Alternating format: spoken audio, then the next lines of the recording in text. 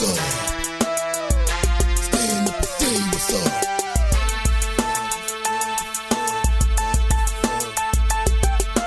People over there, what's up? Feel me, stand up and say what's up. What's up? What's up? What's up? What's up? What's up? What's up? You can get with this, or you can get with that. You better come get with this, cause this is where it's at. What's up? What's up? What's up? What's up? What's up? What's up? What's up? What's up? I be skipping and jumping, I be leaving the competition, making them disappear like a favorite magician. I run the till the wheels fall off, and I bounce it back to back till the next gets off. Most of the time you see me, I'm just being simple. Give me the time, I be busting like a pimple. Stating my claim to fame, to be one of the baddest. Just step foot in this game, and I haven't even started yet. But you can better believe I'ma take it off and show shot bet. What's up? Hello, ladies and gentlemen. We are back. Will You Stop is back on the air. We were on a little bit of a hiatus. We had a little bit of scheduling conflict, but we're back. We're bad. As usual, I'm with Avi. Avi, what's up? How are you, people? So we've had an interesting few weeks in the world of professional wrestling. It's October, which means everything's gone down. We're on Fox. AEW Dynamite's on the air. So we're going to get into the questions we have for the professor, as I've christened him. The professor, Avi Jaffe. Avi, you ready to rock? Before we start, I have to hit on something that happened tonight on SmackDown. So, for the better part of I'd say about 2 years now, we've been clamoring for the day when Bayley turns heel. Tonight it apparently happened. I have to say, now I understand why they were so hesitant to do this. She literally sounded like a 4-year-old kid having a hissy fit. I mean, did you see it? I saw her kill the Bailey buddies, and then I was driving, and I saw her call the fans bitches or something like that, and then had her stick it moment and said, screw you. It sounded so insincere, so unnatural, so unforced. I mean, listen, I was never a fan of Bayley. I never thought her work was that great. I'll say if the Hell in the Cell, we'll get to that later on. I wouldn't say I'm a fan of Sasha, but if I had to choose one, I'm going to go with Sasha at this point. But that was taking the belt off Charlotte made no sense, number one. We can get to that later on. But number two, this heel turn was, yeah, I get it now why they didn't do it. It was abysmal. It was absolutely atrocious. It's insincere, like you said. This is the biggest problem with WWE creative right now, and it's kind of goes to what Moxley has been saying lately. Is the scripts? I'm getting a lot of staticky noise on your side. Hear me better now? Yeah, it sounded like you were rubbing against something. Well, seeing you, I was rubbing, but never mind that. Anyway, Moxley was saying this, scripts. There's too much scripts in WWE, and it's the biggest problem that they have because it's insincere. It comes off as reciting lines. You fans are bitches. You fans can stick it. Screw you. I mean, it's just so insincere, man. But that goes back to NXT, and this is what I've been saying about NXT for the last couple of years, where you have this company, NXT, which gives you a gimmick. They give you a name. They literally give you everything. Where it used to be in wrestling was you got into the indie scene, you came up with your own gimmick, or maybe your wrestling school gave it to you, whatever the case may be, and you kind of came up with your own shtick and went on it from there. And NXT literally takes you and goes, here's your name, here's your gimmick, have fun. Oh, and by the way, here's your script. And it's just, we got a bunch of robots. And, it gets to the point where it's like, okay, you've had someone out in NXT for 1, 2, 3 years. They built up this gimmick. They come to the main roster. They're going to get the same treatment, if not more. Like, you look at Velveteen Dream, for instance. There's nothing natural about that gimmick. That's a guy who's basically been given his gimmick, spoon-fed his gimmick, and literally, if he ever got released by WWE, would be able to do nothing else in the business. because that's what he's known for. He's known for that gimmick. He would be lost. I can't remember his real name, but he Patrick or could. something like Yeah, that. Patrick Clark. Thank you. He couldn't if he went on the indie. If he went to Impact and came out as Patrick Clark, dressed normal, people would be like, "Who?" But that's the thing. Like, you look at Dean Ambrose, for instance. Never a huge Dean Ambrose fan. I don't mind him as Moxley. Honestly, he doesn't bother me in the least bit anymore. I'm not going to say I'm a fan of his, but he definitely does not bother me like he used to. When Dean Ambrose would come on TV, I'd be like, all right, next, please. Think But about it. honestly, he shows up on TV, and I'm fine with it. I'll watch his matches with no problem. I'm glad he didn't come out in jeans. I'm glad he came out in that New Japan wrestling gear this past Wednesday. Yes, looked much better. You know, we'll get to AEW in a little bit. Both of us obviously have been very, very impressed with AEW so far. So let's get to the questions and start going from there. All right, first thing is first. Let's get it out. Let's get in front of it. Let's talk about the elephant in the room. Hell in a Cell, the main event. Bray Wyatt and Seth Rollins. As everyone knows, if you've been reading the dirt sites and everything, this was a Vince McMahon call to do this no contest, the referee stoppage because of the welfare for Bray Wyatt. Yet Bray Wyatt pulled his Undertaker gimmick, sat up, mandible claw, blah, blah, blah. My question I have here for you, number one, how would you have booked that? First off, I would have booked it not even having the match. I don't know if you remember me saying this early in the week. On Monday, I know I was saying this in my chat groups, I would have given Rusev a Tommy Rich run. I would have put the belt on Rusev for a week. This way you could have Bray Wyatt and Seth Rollins still do Hell in a Cell. Bray could win and destroy Seth. And then Seth could win the title back. And then you could keep going forward. And it gives Rusev a rub. But now by going to this Hell in a Cell match, WWE literally backed themselves in a corner they could not get out of. So I think you're shooting for the moon on this one. First of all, there shouldn't be a pay-per-view about Hell in a Cell. Hell in a Cell is a blow-off match that should happen periodically when getting rid of a feud. It shouldn't be there as a pay-per-view, number one. Number two, you don't start a feud in a blow-off match. Where do you go from there? The formula's always been, you start in a regular match, whatever happens, happens. Then you go to a different stipulation match. Whatever happens, happens. Then you go to another stipulation match. Whatever happens, happens. Then usually your fourth, fifth match is your blow-off match. Last man standing, ladder match, Hell in a Cell, whatever it might be. I've never seen a feud start in a Hell in a Cell. Well, this match never should have happened. Period. The end. If you wanted these two to go at it, I would have no problem with that. You just do a regular schmaz and kick off your feud. To put them in a Hell in a Cell made no sense. First of all, you weren't going to sell extra tickets putting those two in a Hell in a Cell because nobody was buying it. Mm-hmm.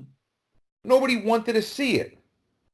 At this point, Bray Wyatt's in a place that very few guys have ever gone to, where you just want to see this guy get in the ring and destroy whatever is put in front of him. It doesn't matter who you put in front of him. He's in that place right now. Very few guys have achieved this. I really can't even think of one, to be honest with you. He might be an anomaly at this point, where he's not a heel, he's not a face, he's getting the face pop. He's acting like a straight up heel, obviously, but it doesn't matter who you throw in front of this guy, he's going to get cheered to death. And that was the first time I can honestly remember watching a wrestling match where the referee was actually being booed. They weren't booing Rollins.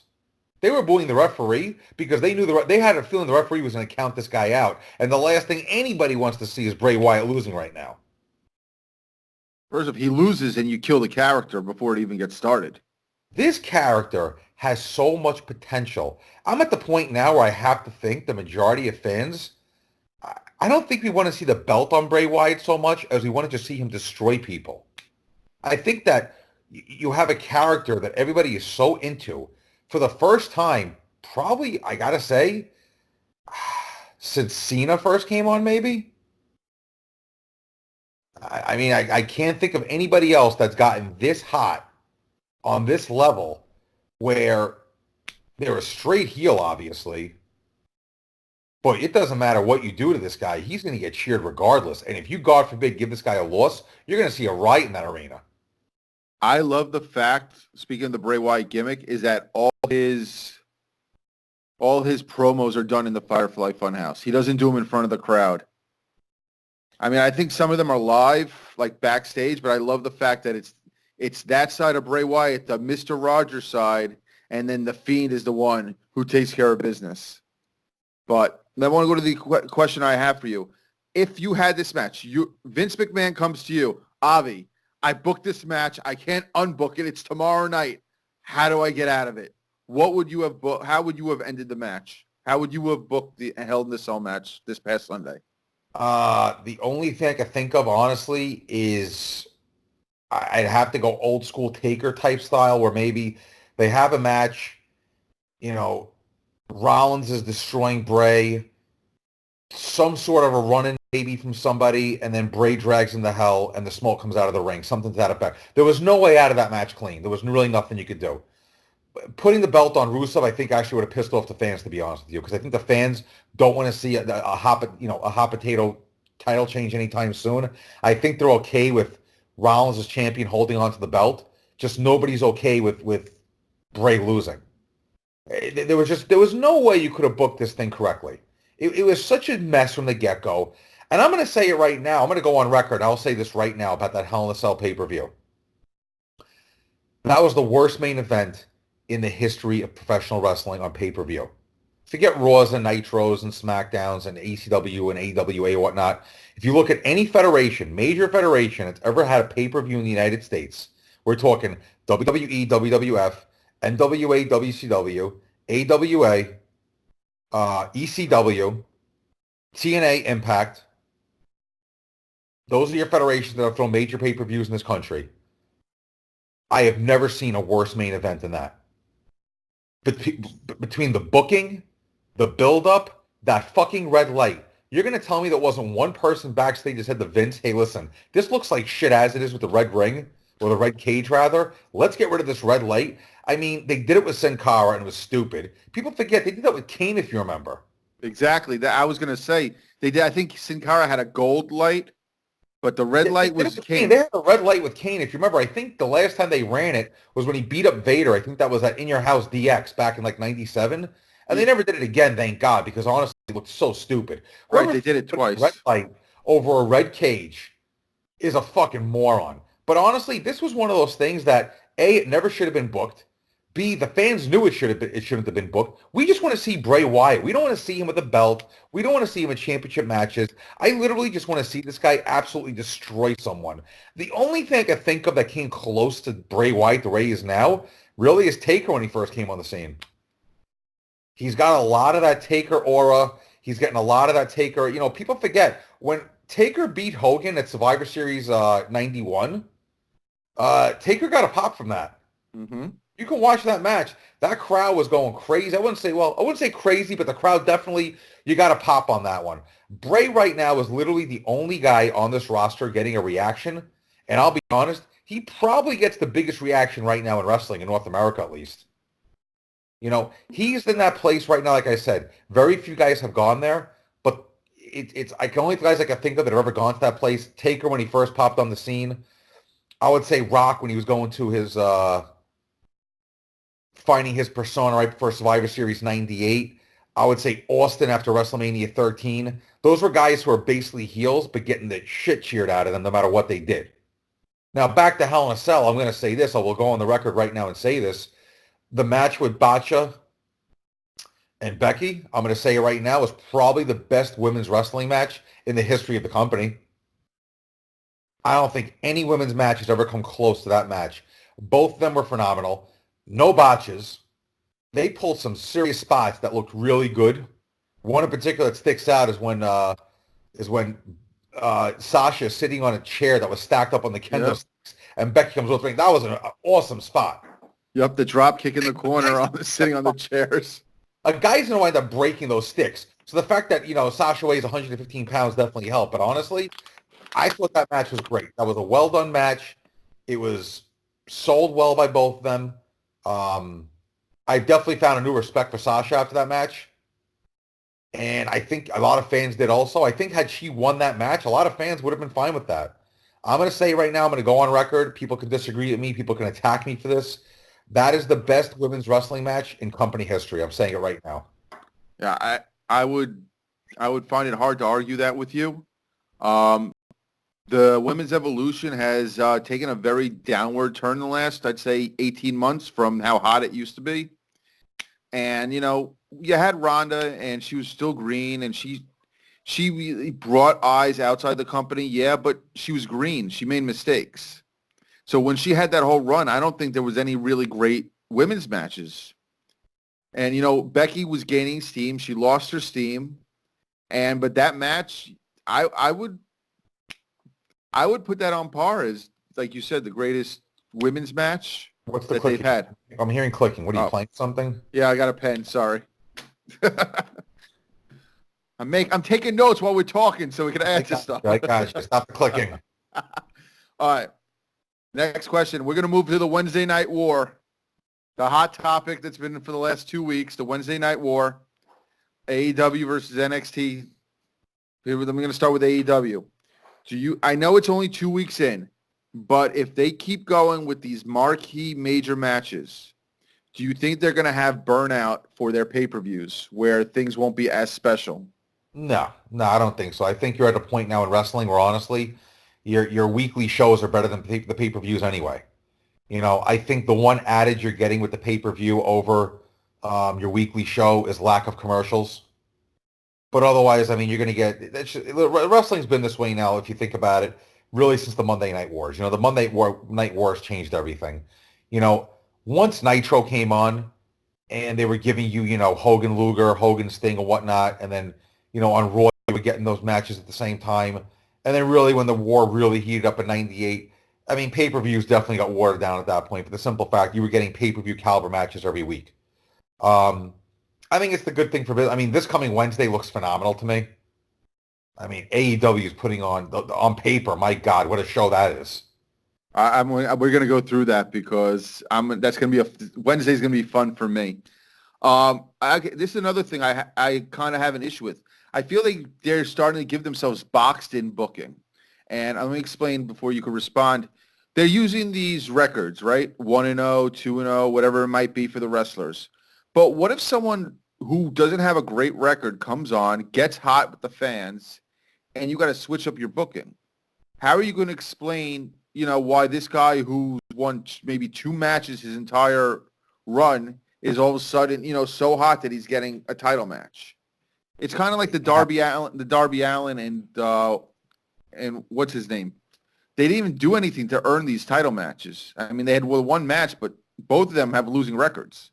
So if you're going to hold on to the go by the records, then don't you think someone who was, I mean, I kind of got to agree with Pac was saying on Wednesday.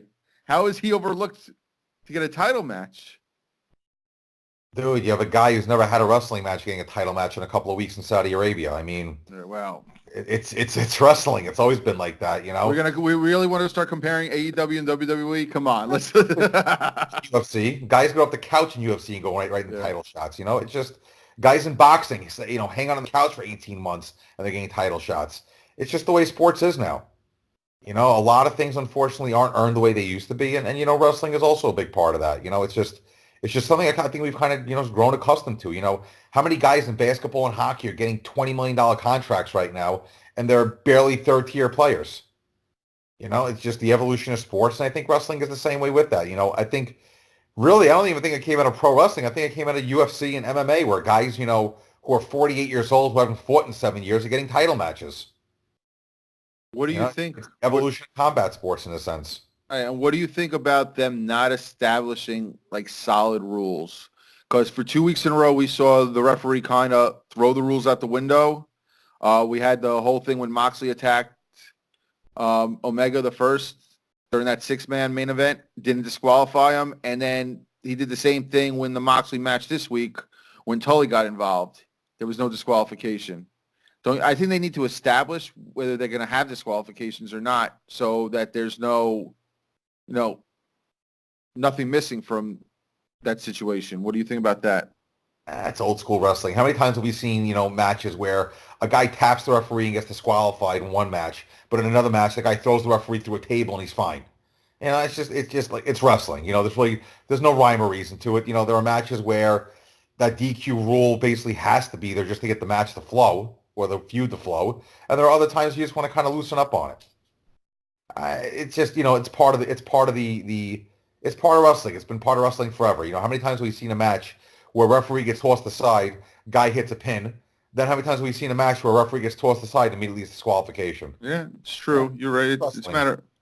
All right. So far, who's been, in your eyes, the breakout star of AEW? I got to go with Pac.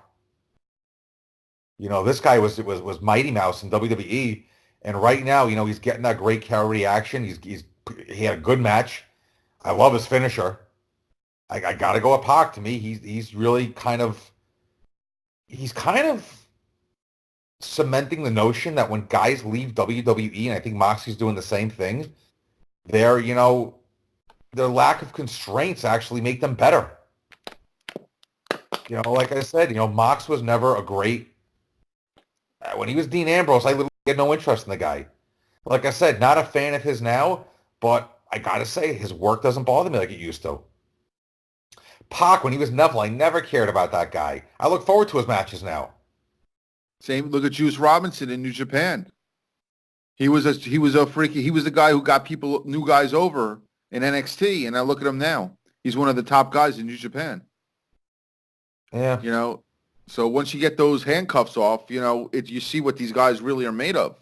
And this all goes back to, WWE's horrible creative and overproducing. All right, so let's talk AEW versus NXT. I want to know biggest strengths, biggest weaknesses for both shows. AEW, I believe, has that energy from the crowd. It just makes such a difference. The lighting, the well-lit crowd, the energy from the crowd. It's like you switch from AEW to NXT, and the energy just, it evaporates once you get to NXT. That's the biggest thing I noticed first. In-ring work-wise, the first NXT show that went head-to-head with AEW, I felt was a much better show than this week's show. I felt like this week's show was, 5-6 matches, and every match really felt exactly the same.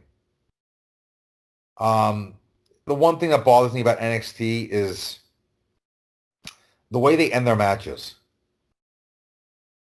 I feel like they almost put too much into their ending, where it's like they have this, they have a good match, and everything goes smoothly with the match, and then all of a sudden they get to this mishmash ending where it's like one big move after another, not being sold, and then finally the guy sells it.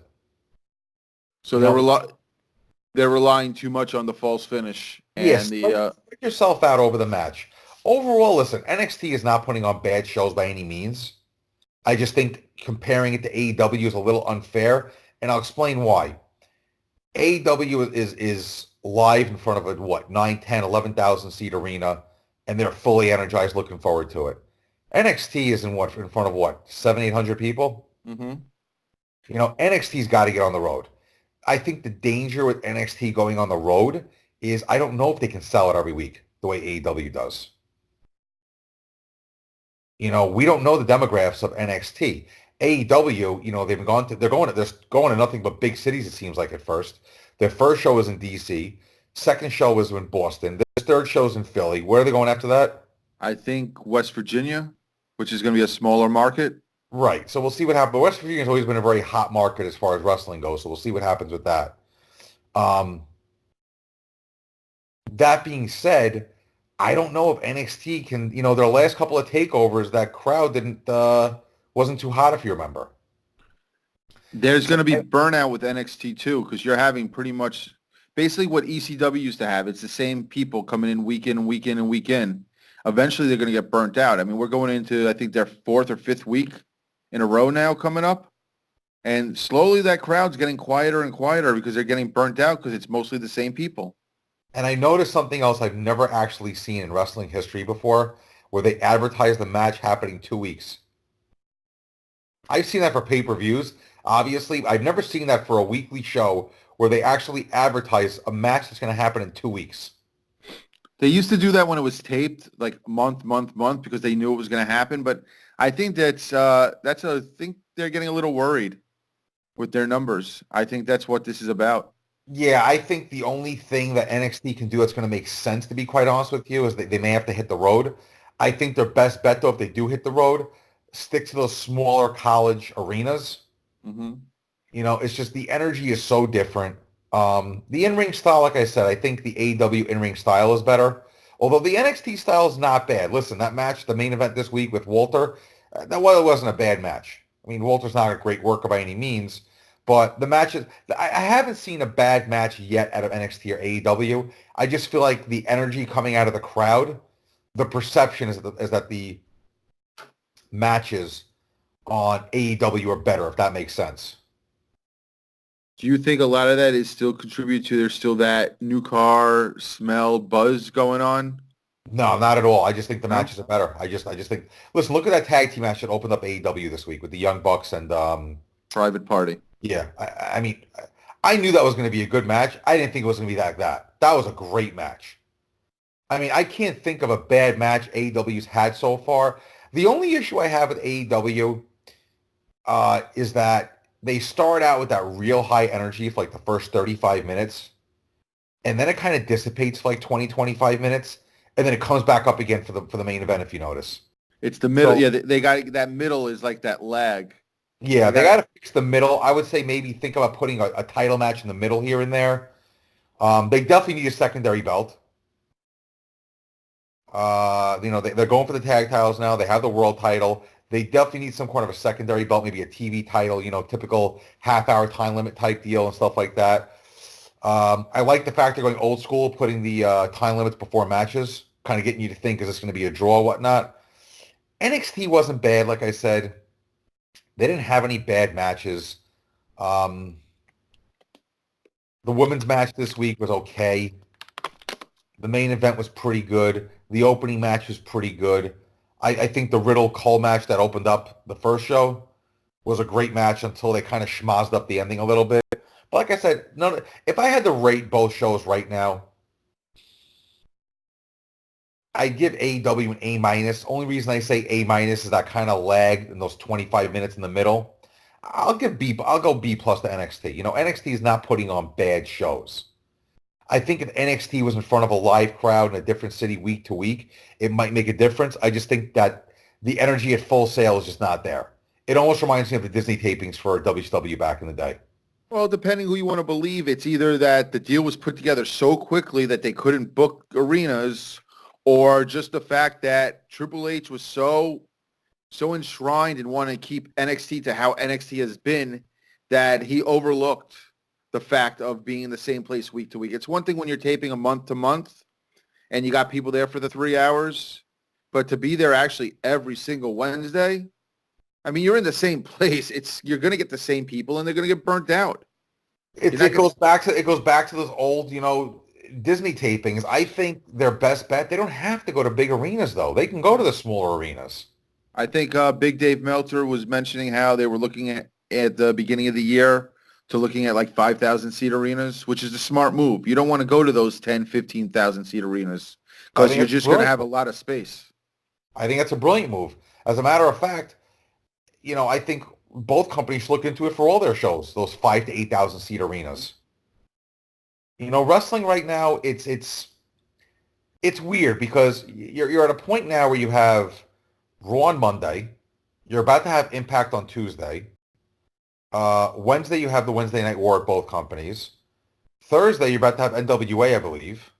Friday, you have SmackDown. Saturday's MLW in New Japan, and Sunday's up. So you have more wrestling on now than ever before. But if you think about it, you have the least amount of viewership you've seen since like probably the early 90s.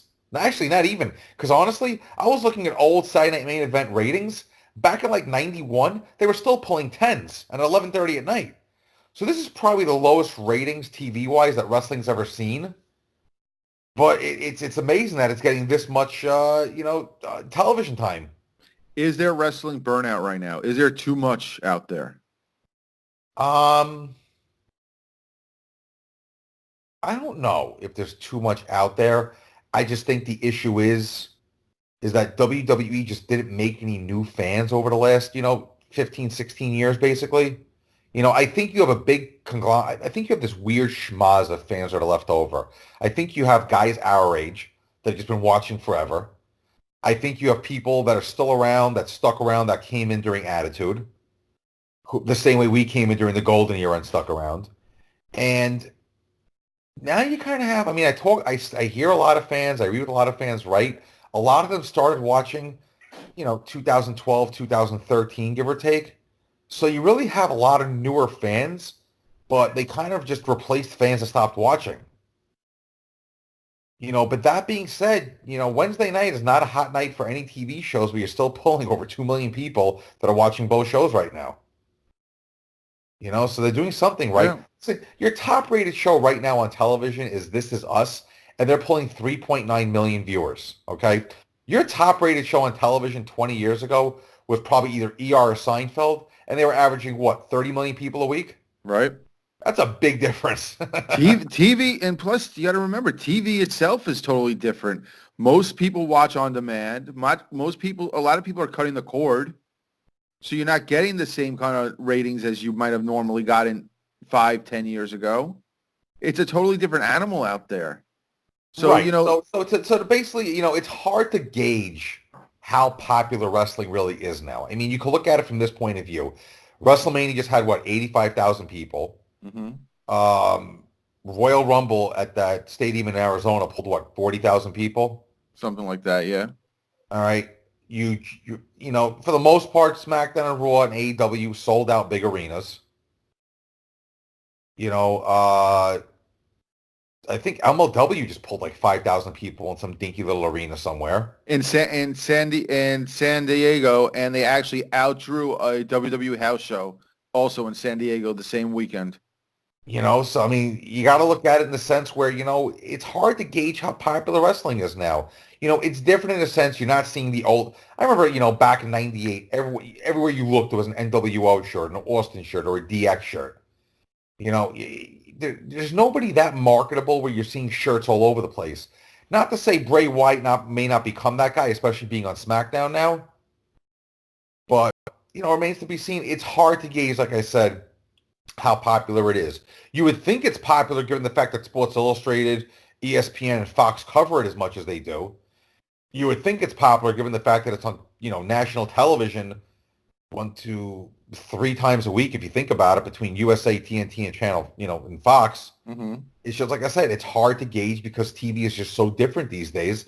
But if you want to go by arenas, yeah, wrestling's as popular as it's ever been. AEW just put 12, 13,000 at their last TV show? Something like that, yeah. SmackDown just pulled 12, 13,000 also. Raw pulled 12, 13,000. Do simple math. That means 36,000 people this week went to arenas to watch wrestling. That's a lot of people going to watch wrestling in 1 week in an arena. And I think last Wednesday combined was 2.4 million people watched between NXT and AEW. This week was a little less, but you also had, 2 major playoff games. And, right. So you also got to look at it like this. If your most popular show on television is pulling 3.9 and wrestling as a whole is pulling over 2, wrestling is not that pop culture phenomenon it was back in the 80s and 90s. So if you're getting half the viewership of TV at that point, you're doing something right. Yep. Some people out there, no names, need to realize that this isn't 2010, this isn't 2000. Things are different out there. Because some people think that AEW is failing because they lost 300,000 viewers, not taking into account anything else. You had a Game 5 between Los Angeles and D.C. You're talking the second biggest market in America and the 6th biggest TV market. That's going to cost you some fans over there. I know the Yankees are playing Saturday, Sunday, and then they're playing again Tuesday, Wednesday, Thursday. So Wednesday, you're definitely going to get a hit for both shows. Just the simple fact the Yankees are playing, it's a New York audience. You're going to, I can guarantee right now, you're losing 500,000 viewers for both shows probably. Mm-hmm. Just for the simple fact the Yankees are playing on Wednesday. And I want to interrupt you, Warner Brothers, whatever you want to call them, they were very smart this week not to screw up AEW by simulcasting on True TV in case that playoff game did go long. That was so smart not to preempt a show on its second week. No, they did well with it. Listen, right now I have to say, AEW, you can't call it anything else but a success at this point. Okay, they've never had a show in the history of wrestling with no fan base, starting from scratch, pull that many viewers. People forget when WCW started back in '95, and they got a 2.2, 2.3, whatever it was. They had a fan base of over 20 years. Remember, WCW/NWA was on TBS from 1973 on. So you're talking for 22 years, you had WCW Saturday night, you had WCW main event, you had the Power Hour on Friday nights. You're talking 22 years of a fan base being built up. That's a lot of years to build up a fan base. AEW's been around for 9 months. Impact, when Impact got on TV, what were they around for? 8 years at that point? Well, Spike TV, yeah, they were around for 8 years, jumping around, but yep. Okay, so, and that's going to be interesting when Impact shows up on Access. Impact has a fan base. I'm going to watch it. I'm a big fan of Brian Cage. I like what they're doing up there in Impact right now. Unfortunately, the channel that they're on now is just God knows where, but once they start their weekly show on Access, when's that going to start, by the way? It starts the Tuesday after Bound for Glory, which I believe is either the end of October or very beginning. It might be the very first Sunday, Saturday or Sunday of November. So the Tuesday after that. What I like what Impact is doing is they're showing old pay-per-views every week on Tuesday during their time slot. Mm-hmm. What I understand, it's going to be an 8 to 10 o'clock time slot, 2 hours? Yes. Are they going to be live, or we don't even know yet? No, as far as I've read on the sheet, on the sites, they're going to just be doing the same taping as they're doing right now. But they have the advantage now that they basically have their own network. They know they're stable now. For the first time since maybe Spike TV, they are stable and have a stable home for their television show. And that's huge for them. Yeah, I got to be honest. I'm excited about Impact because honestly, listen, this company's been around now for since 2002. So this company, by hook or by crook, has been surviving for 17 years. Yep. I mean, if you think about it, it's one of the greatest success stories, in the history of professional wrestling in this country. You're talking about a company that's been around for 17 years. Got bounced off of Fox onto Spike, got bounced off of Spike, winds up on like Pop, gets bounced off of that, winds up on some absurd station, God knows where. I couldn't even find it now if I tried to. And now they're getting a TV deal every Tuesday night on Access. They're a feel-good story if you ask me. Their problem, I won't say their problem, but their issue is that they are not built enough to go arena to go live. They can't do it. They need to go to these nightclub type places. Like I know they're going back to Long Island City to tape for TV tapings again in that little what's that little place they recorded? What are you talking about? But honestly, I'm fine. Yeah. I'm fine with that. I'm fine. Listen, I have no problem with what Impact is doing. They put on good matches. They put on good shows. They're very similar to NXT in a lot of ways if you think about it. They probably have more in common with NXT than anybody else. Yeah. If I think MLW and Impact honestly have more in common with NXT than they really do with AEW or anything like that. I don't think Impact gets the credit it deserves because of the TV situation. But if you actually watch those shows, they're good shows. Sami Callihan is the best heel they have right now. He is awesome. I think he's a great heel. I'll tell you what, though, and this really occurred to me. I think where Impact messed up when they first started really was they really tried to be WCW 2.0, where basically whatever WWE didn't want, once the war was over, we're going to sign them, we're going to make it work.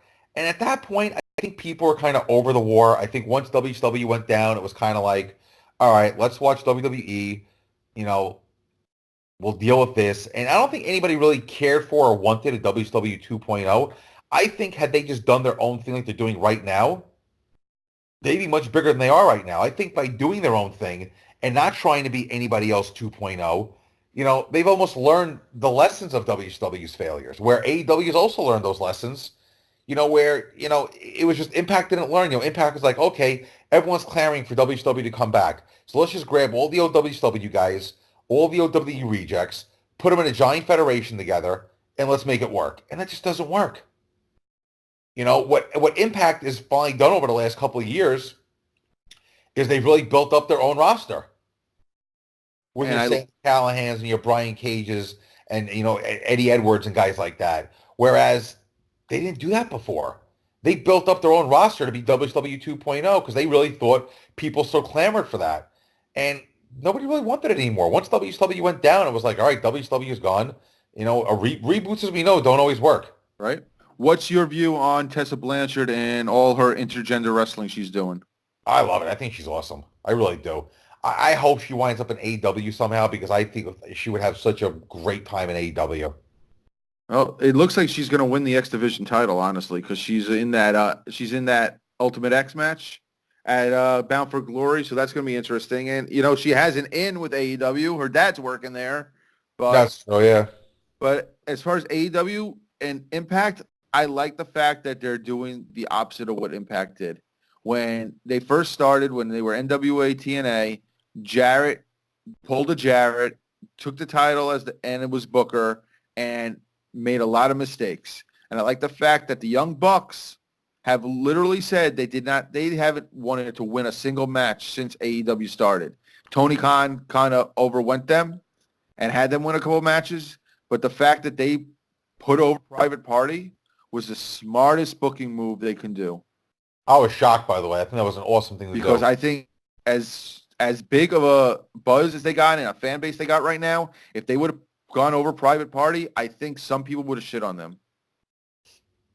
Yeah, I think the Bucks have a little more leeway than Cody does. Cody is the more vocal owner, so to speak, or you know, executive rather. And you know what? Just the Bucks have always had great matches. I think people genuinely like the Bucks. I think Cody, I don't think he's ever been that over, to be honest with you. You know, I think he has his fans. I think people do like him. I just don't think he's ever been that over. The Bucks have really just been over for a while now. And the same goes for Omega. I just never saw Cody as being that over. You know what I'm saying? Cody right now is more over for the fact that he is pretty much the face of AEW on the corporate side than I think it's so much for his in-ring stuff. I think that was part of the reason he got such a huge pop that first week, not because of his in-ring stuff, but because he's the face of AEW. And he's getting more face time with like interviews and things like that, while Omega and the Bucks are kind of in the back. But I like the fact that the Bucks are also showing that they're more than just spot fest. They're not just high-flying spots. There have been more psychology for their matches in the last few weeks than they have in a while. And I like that. They're showing that they're more three-dimensional than they have been. Yeah, I would agree with that.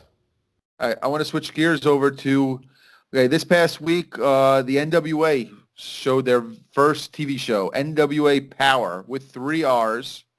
It's a YouTube exclusive on their channel. It's going to be every Tuesday. I did not watch the whole thing, but there was an old school NWA feel to it. There was promos cut on a podium with someone with a microphone. They had a couple of squash matches, and then they had like a main event match. So my question is, do you think NWA has a chance to rise from the ashes like a phoenix? This is where I laugh. NWA, in its purest form, became WCW. It ceased to exist as a true entity. So the throwback, yeah, it's cute. Yeah, it's nice. For guys that are like 10 years older than us, it'll be something fun to watch. But honestly, there's a reason that it went out of style. Wrestling evolved. It went from those... Listen, it was cool to watch them back in a TV studio. I think it was, kind of cute. And it brought back some of those cooler memories of the old Mid-Atlantic days and stuff like that. But wrestling evolved. The NWA became WCW. Wrestling is meant to be in arenas now. It's not meant to be in those TV studios. So it was cool to watch from a nostalgic point of view. I just don't think that's a good idea for the long run. I think for the weekly show, maybe it works. But if you're going for a pay-per-view, I would suggest going to a decent-sized arena at the very least. So you think they'll just find their own little small niche and that'll be it, but they won't really, rise any further than that small little YouTube niche, basically. Yeah, I think they're fine. I think they'll find their niche. I think, the older generation maybe who grew up with the NWA may have an appreciation for that. Honestly, even our generation, I don't think is really going to care for it that much because we kind of came out of the TV studio into the arenas. I'll watch it. Obviously, I'm an old NWA fan, but the NWA it died in 1988. It became WCW. The NWA for all intents and purposes, realistically, was a combination of Mid-Atlantic Wrestling and Georgia National Championship Wrestling and a couple of other smaller federations. It was Jim Crockett Promotions. And it became WCW. There really wasn't an NWA per se. Mm-hmm. So I get what they're trying to do. I like it for nostalgic reasons. I'll watch it every now and then. And I think they'll find their niche, but they're definitely not going to get to that mainstream buzz the way AEW, WWE, Right. MLW, or Impact have it. Hey, I will tell you this. I did get a little bit of a pop, an old school pop, when I found that the Rock and Roll Express won the tag titles. Now, let's think of it. In 2019, the Rock and Roll Express had won the NWA Tag Team titles, and a week before that, they teamed with Tanahashi for New Japan Pro Wrestling. Yeah, those guys got to be in their 60s right now. They're still going strong. I believe Ricky Morton is 62. So Yeah. just okay. Now we know that AEW is brand new. The first show is going to get a high number. Where do you see them when it all settles down on a weekly viewership? Like once baseball season's done, once everything settles down, where do you see their viewership week to week being ballpark? Depends. If wrestling hits another boom, you could easily get to that 2-3 million part. If wrestling stays status quo, I think they're going to level off at 1.5 million, somewhere around there. They might hit 2 million occasionally if NXT is just boring the shit out of people. I don't see NXT dropping down significantly. I still think it has enough interest that people are going to watch it.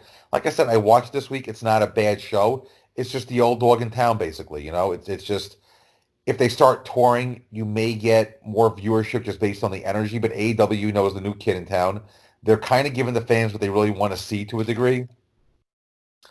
I just think it depends how hot the product gets. I think if wrestling hits, I wouldn't even call it a boom. I don't see that happening. But if they hit, a semi-boom, maybe that's a safe thing to say, I could see it hitting the 3 million mark, around there, at least maybe 2.5 million.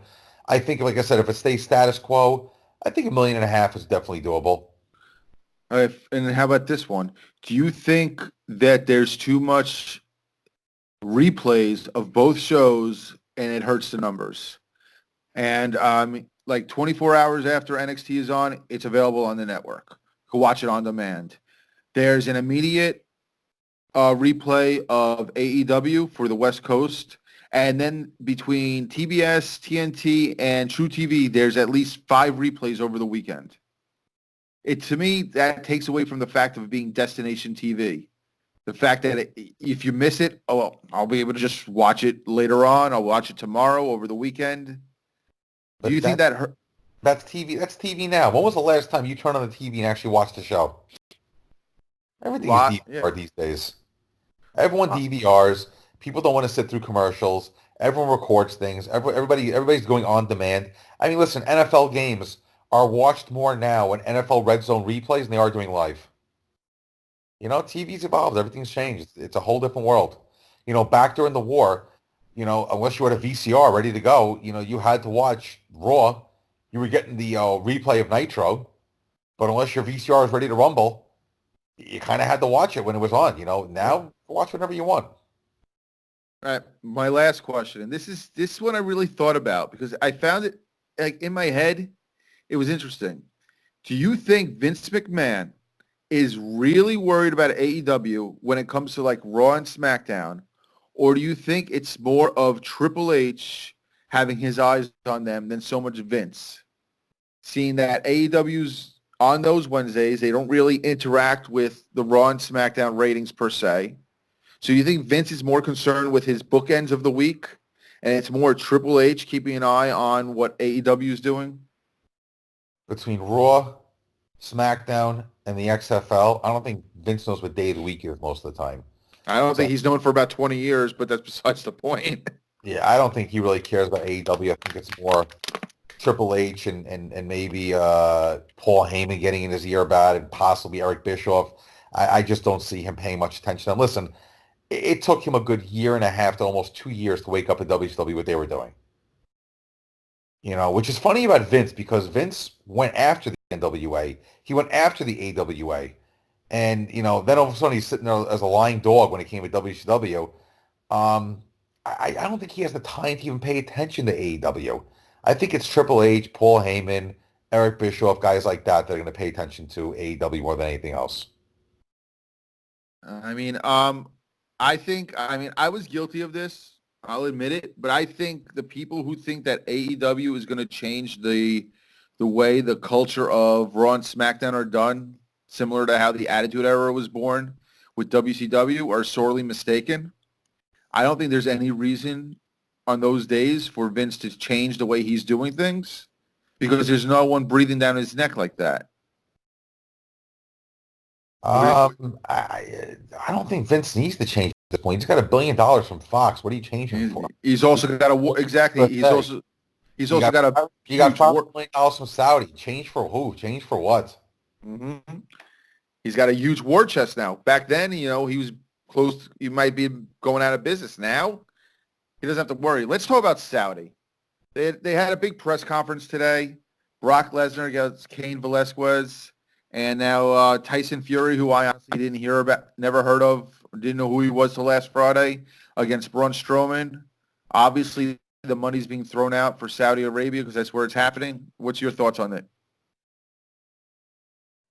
Listen, these Saudi Arabian shows, they've never been booked to please us. Let's put it that way.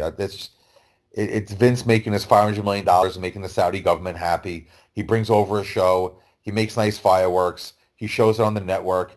And honestly, nothing really happens out of these shows. They're glorified house shows, basically.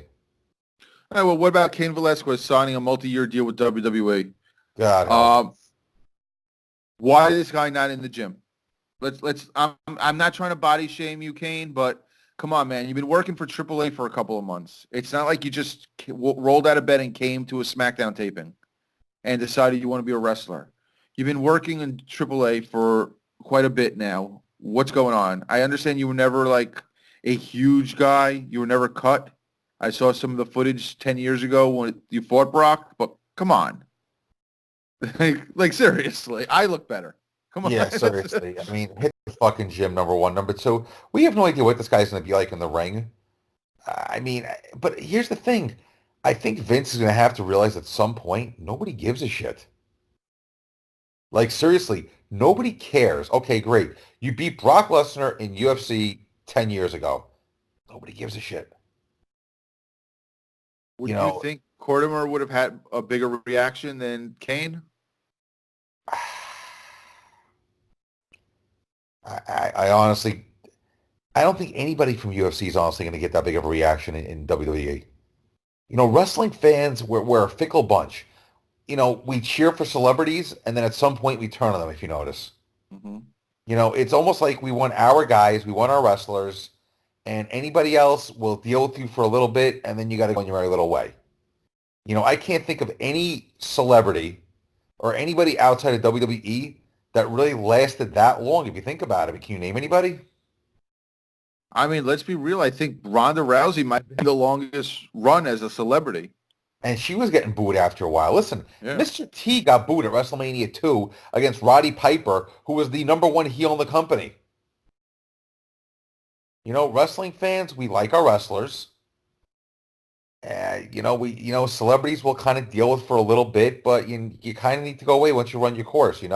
Have a couple of matches, have a couple of run-ins, do a couple of cute things, and then you need to go away. Dennis Rodman and Karl Malone, they got booed eventually. Yeah. All right, we're going to wrap this up. Avi, give me the GOAT of the week. Who was your MVP in wrestling this week?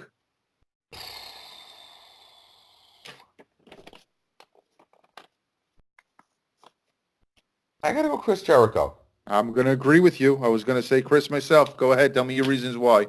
He constantly reinvents himself. He's got this nice little clique he's got in. His matches look good. He definitely needs to hit the gym a little bit, though, because he only looks like shit. But otherwise, he had a great match this week, a good showing. I kind of like the old school Nitro run-ins at the end of the last 2 weeks. That's kind of bringing back a little nostalgic ending to the show. I kind of like how they're doing that. But, Jericho, once again, the guy's just been reinventing himself the last 20 years. That promo this past Wednesday, introducing the Inner Circle, that was some great stuff. Yeah, like I said, the guy for 20 years has done nothing but reinvent himself. And he's the biggest booster for AEW, man. So I read a interview that I almost said Ambrose, but Moxley had from the New York Comic Con. He said that the very first guy who he told he was leaving WWE was Chris Jericho. And Chris Jericho said, "You got any plans?"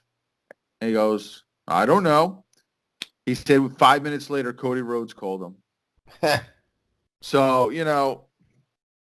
I mean, no pun intended, but it's really cool to see that Jericho is all in with AEW and not just phoning it in at 48, 49 years old. And, he's there. He's there. We're going to hopefully be there every week as long as he's champion. So I'm going to give it to Chris Jericho as well. Who's the loser of the week?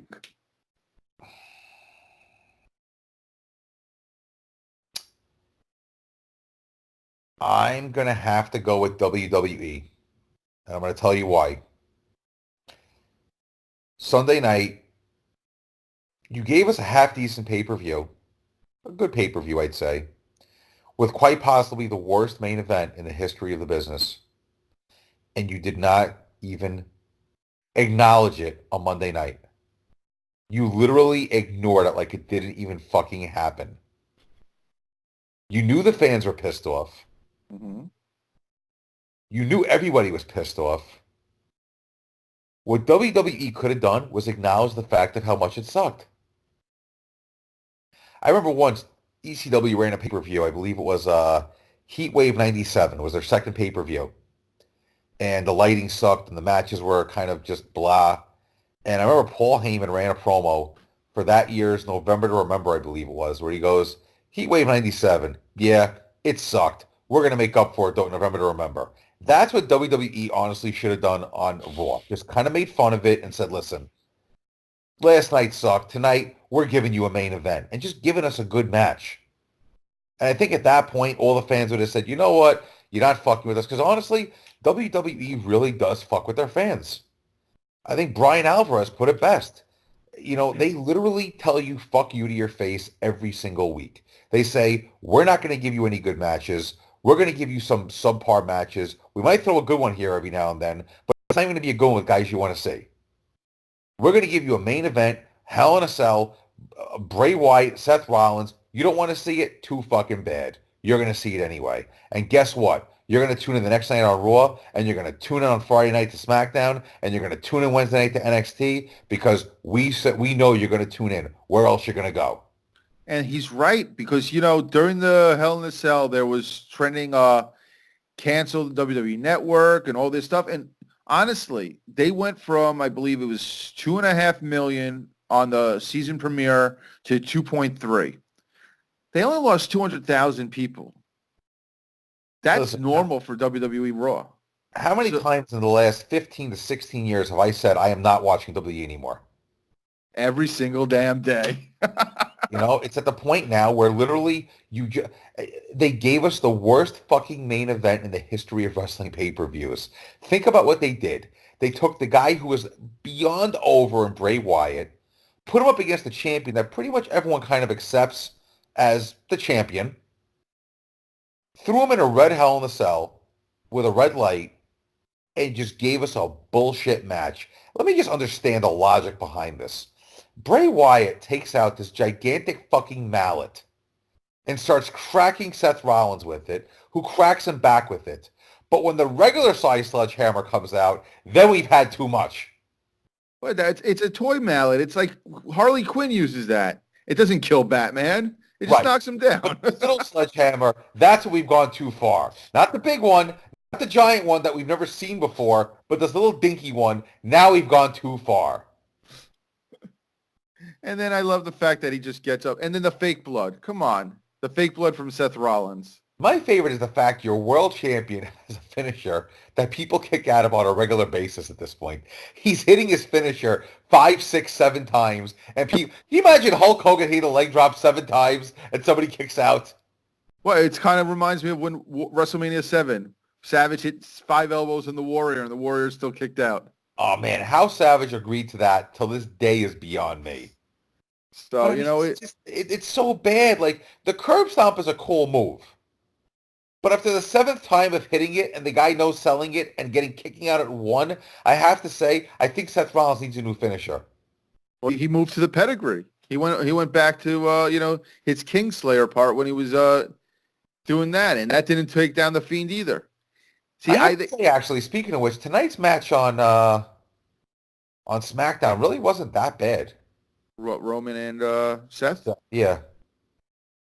I like what they did with The Fiend, though. The ending was awesome. They did it different this time. They did old school Kane way. Through the ring, pulling him down, the smoke coming through the ring. Yeah, but I kind of like how, Bray was kind of looking over at the afterwards also. That was kind of funny, actually. Just your head out. That was funny. I love this character. Yeah. And you know what's funny? His Funhouse stuff, that's kind of gotten a little bit old. But The Fiend, oh, man, this guy is awesome.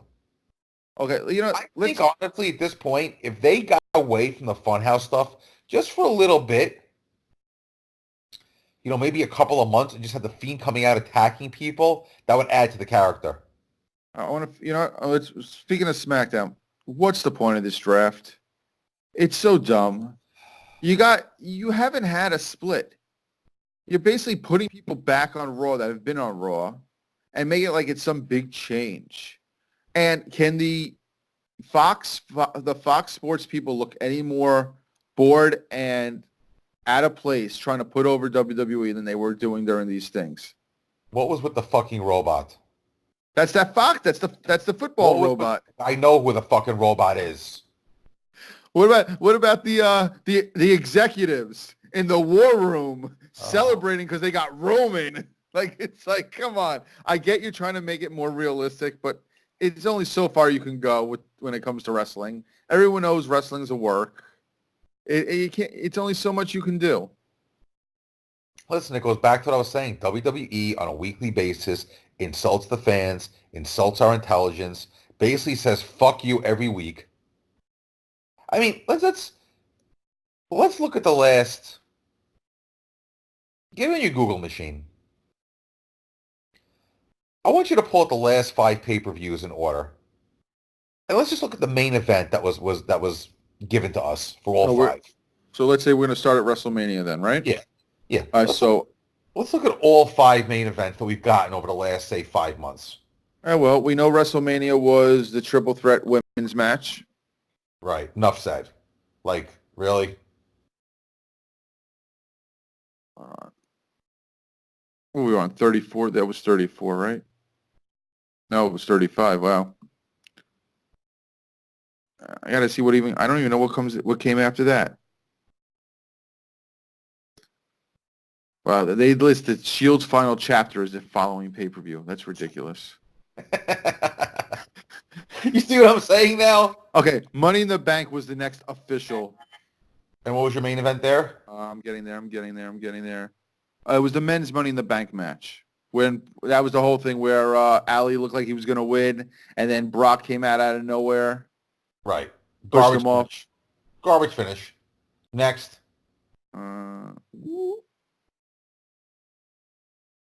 Getting there. Then then it was TakeOver 25, which had a good main event, but we're not counting NXT on this, so we'll skip this one. And then we're going to count Super Showdown? Sure. Main event? Goldberg Undertaker. Okay. Continue. I'm sorry. That's why I asked if you wanted to count or not. Oh, and then there was the fantastic Stomping Grounds. Main event? Seth Rollins defending the Universal title against Corbin with Lacey Evans as a special referee. Are you starting to see a trend now? And then I know the month after that was Extreme Rules, and that was that winner-take-all thing with Becky and Seth. against Corbin and Lacey. And I know that believe that's the one that ended with Brock cashing in. All right. Are you starting to see a trend now? So, yeah. I mean, they literally just shit all over us every fucking month. Every month they give us a fucking shitty-ass pay-per-view. And it's funny because have you noticed they rarely acknowledge pay-per-views? I remember, like, during the Monday Night Wars, and even probably up until the network came out, I'd say up until maybe 2009, 2010, if there was a pay-per-view, they would just, they would blow it up the next night on Raw. Pay-per-views aren't important anymore. Pay-per-view, one of the greatest matches I ever saw. That main event was off. Now you barely hear an acknowledgement of the pay-per-view. It's like, okay, pay-per-view happened next. What about Hell in the Cell? They had 4 matches announced until an hour before the show. Yeah, I get that, but I'm talking after the show. That Monday Night Raw after a pay-per-view was always, what a great night last night was. I couldn't believe this happened. They didn't even acknowledge the fucking main event. Well, it goes in what you were saying earlier tonight is the fact that, viewing has changed. Pay-per-view is not a priority anymore. That's not their moneymaker. TV is. So pay-per-views are actually an afterthought. I mean, pay-per-views, I think, are more just for them to keep subscriptions going for the network anymore than it is so much about, making money.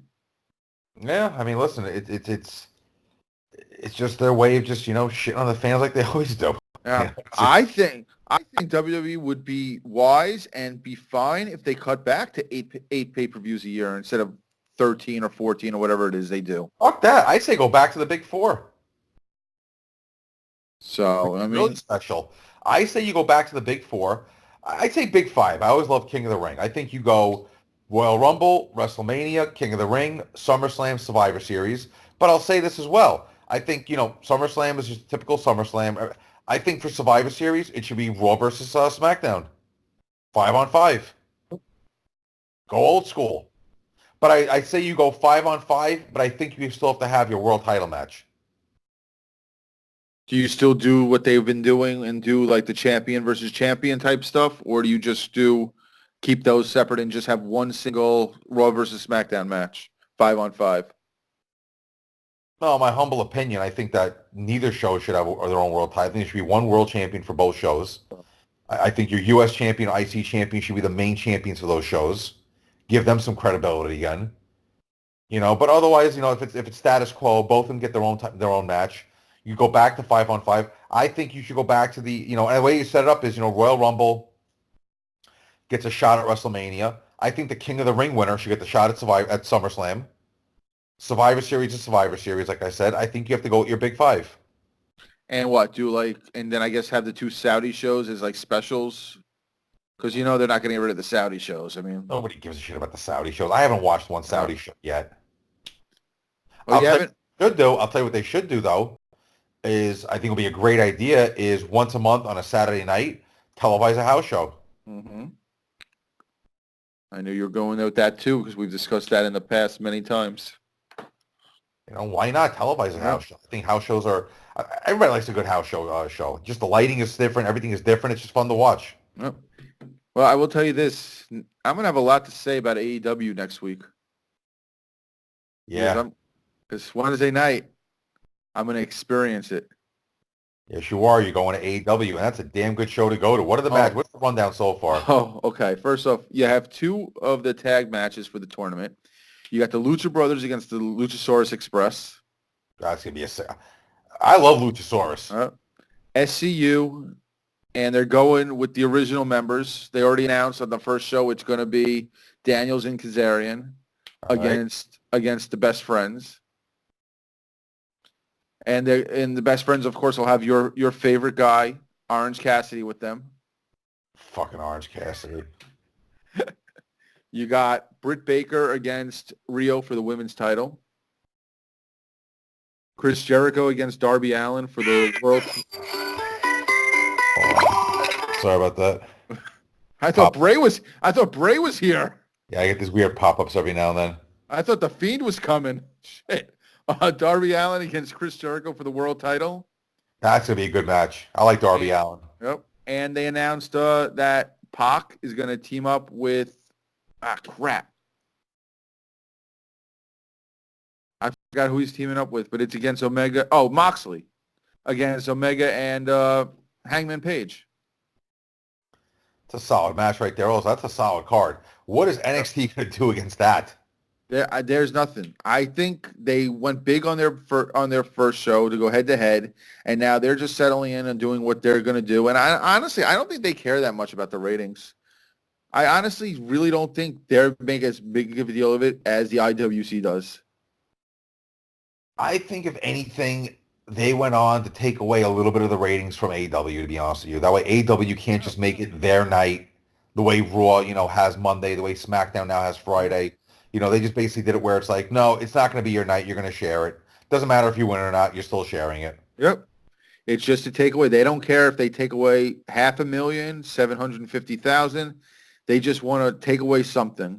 And they're getting paid $30 million or whatever it might be, and they're making some money, and that's all they care about. That's why I think this war is more the IWC making it a war than it really is against AEW versus NXT. Even what I get, by the way, Vince is getting $150, by the way, for NXT. I read 30 million, but you might be million. But I think it's like I said, I think it's more them. Even Chris Jericho said that they're not at war. They need to just worry about themselves. They're brand new. So let me ask you this: you're historically always been very pro WWE. Correct. To the point where you actually once blamed the crowd for being dead during an episode of Raw. I wasn't the only one, but go on. And I think as we've seen now, pretty much every crowd since then has been pretty dead.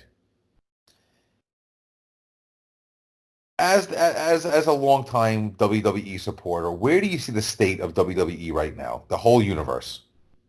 The whole universe. It's funny. I like that. The whole universe. Okay. I think, first off, let me go with the fans.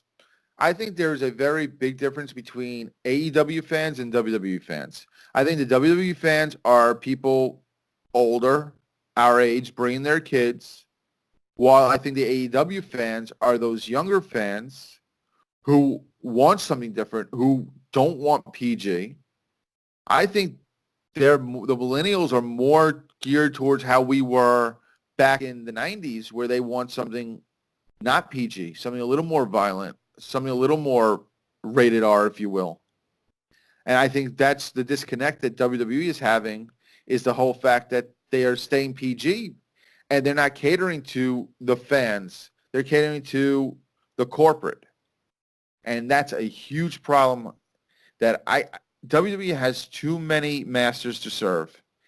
And that's where their disconnect is with the fans. Now, as far as the product itself goes, overproduced. There's no connection between the superstars and the fans. Most every superstar of the guys looks the same. If you were in a dimly lit room and you put Roman and McIntyre and Elias and Rollins in there and turn the lights down, would you know the difference? Yeah, I hear you. Long black hair, beard or goatees, they all look the same. No one is different. Everyone wears black to the ring. There's nothing that stands out to make someone different except for Bray Wyatt. He's different. And that's why he's getting over, because he is different. And as much as I used to support WWE and they could do no wrong, and I stopped using the word mark because people take mark with a negative tone. So my new term is WWE loyalist. I used to be a very big WWE loyalist. Oh, we know. Be quiet. Let me get my point. But times have changed. People have changed. I have changed. And I'm not a loyalist anymore because I can see what they're doing wrong. I'm not going to go on blind faith for WWE because they've burnt you too many times. They burnt me too many times as a fan with the constant BS. So there's people out there that are pure WWE loyalists. They trash AEW, yet have never watched a single minute of it. There's some people out there who only liked AEW up to a week ago. And it just, to me, it's just WWE is losing their audience because they don't care enough about the fans. And the fans, like customers in any business, is what makes your business. It's how you make money. You keep messing them up, they're not going to come back. I work in fast food. If I keep messing up someone's order, they're not going to come back to my store. WWE, you're going to lose your fans. They're not going to come back if you keep giving us freaking Bray Wyatt Hell in a Cell matches. I disagree because you know what? Last week on SmackDown, they promised what? Austin, Undertaker, Sting, none of which were there. And guess what? Everyone's still tuned into the pay-per-view. They still tuned into Raw, and they still tuned in this week to SmackDown. It's almost like an abusive relationship where it's like no matter how bad you get beat, you're still going to come back at the end of the day.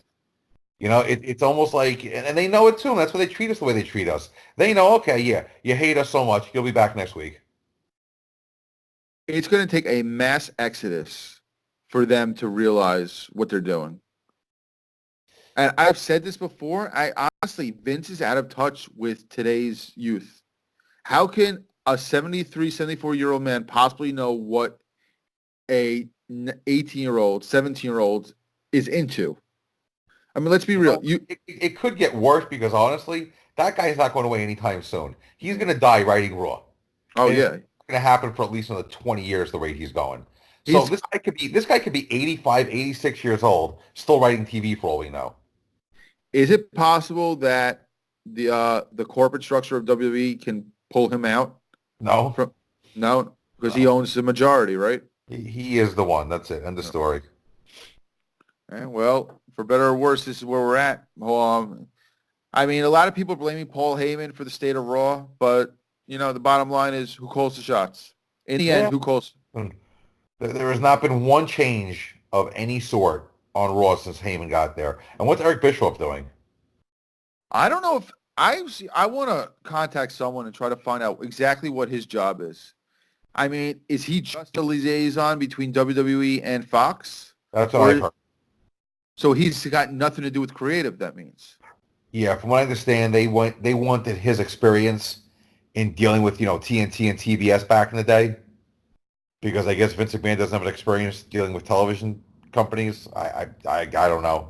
So apparently he's going to help them out with that because apparently Vince never dealt with a TV company before. So who's the head of creative for SmackDown? That means Fox? The same person who's been the creative head of WWE now going on 36 years. You know what I mean, because they say that Paul Heyman's in charge. Everyone blames Paul Heyman if it's a good or bad on Raw. Meanwhile, it's Vince making that final decision. But I meant like, who's the executive producer, whatever title they gave Eric? Who's Stephanie. The real? Yeah. As far as I know, I think it's Stephanie. What do you think about how they did the draft tonight? Oh God, pointless. You know, it'd be a good way to do a draft. Don't even announce it. Just have it and let the guy show up. Meanwhile, I think I saw Caleb Braxton high-fiving the Fox robot, just so you know. Jeez, that robot. Why the hell was the robot there? Seriously. I've never actually seen the robot anywhere else but on TV before. Like, that was the first time I saw the robot actually interacting with people. Right, because they just CGI'd him in. And I bet you're happy that freaking they got rid of all the picture-in-picture this week. I hated that shit. That split screen was annoying the shit out of me. They do it too much during AEW at times, I find. I don't think they even did it this week during AEW, though. I think it was that first week, and then everyone stopped doing it. I liked how NXT that first week had the first 30 minutes commercial free. That actually was good. Yeah, I mean, they were trying. You knew they knew they weren't winning. There was no chance. They could have had freaking, I don't know, Andre and Hogan come from 1986 and have a match for NXT, and they still weren't beating AEW. I don't know about that. That's pretty hot, though. So. Let me ask this question, then. At its peak, NXT, could they have beaten AEW? I think 2.5 years ago, they could have. I think they were that hot at the time, and they were that, I want to say, anti-WWE or underground, if you will, that I think they could have come a lot closer than they did for that first week. But right now, it's just they don't They don't the hottest act they have is Undisputed Era, in my opinion. That's their Four Horsemen-esque group. They've got all the titles, just like the Horsemen did. It's the top heels they have. I just don't think they have that superstar that they used to have.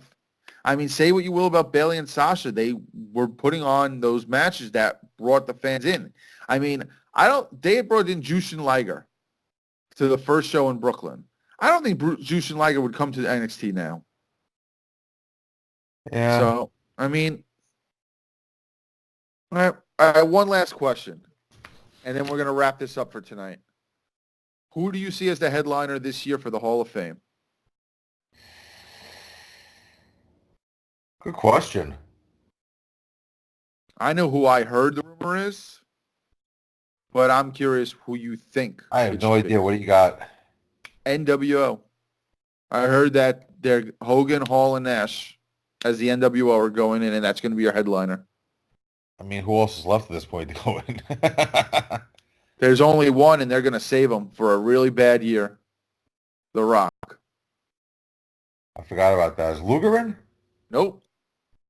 I assume he'll go in at some point. Yeah. We should think about going to Baltimore next month. What's the date? The 9th, the 8th, or the 9th, the night of the pay-per-view for AEW. They're doing a very big, basically a WCW nostalgia for StarCast. Sting's putting on the red, white, and blue makeup for the first time in 20-some-odd years with the big gold belt. Ron Simmons is going to be posing with the WCW title that he won in Baltimore. I mean, I know it's a Saturday. It's a November 9th, I think. Probably be something to look into.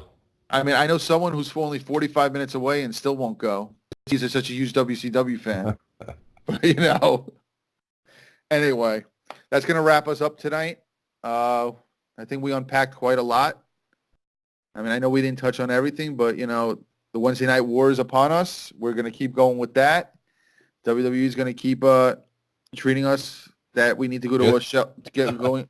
We're going to have to keep going to a shelter and asking, you know, when they ask, do you feel like you're in an abusive relationship? The answer is going to be yes. And we'll just keep going back for more. Yep. No matter what, we'll keep going back for more because WWE is what we know. It's like so ingrained in us. It's just what we know. You just know it's Monday, and what are you going to do when you get home on Monday? You're going to turn on Raw. Like it does. It's like muscle memory. You don't even do it. Think about it. It just happens. Yeah, pretty much. It's funny. These last couple of weeks, it's been weird not having any wrestling on Tuesday because I was so used to SmackDown. It's nice to have that little break, but hey, Impact starts up in a couple of weeks. Yep. So that's going to wrap it up today. I'm Brandon. Right, another good show. Another good show. We're going to, sorry about the hiatus, but hopefully we're going to get our schedules back together and we're going to start cranking these things out.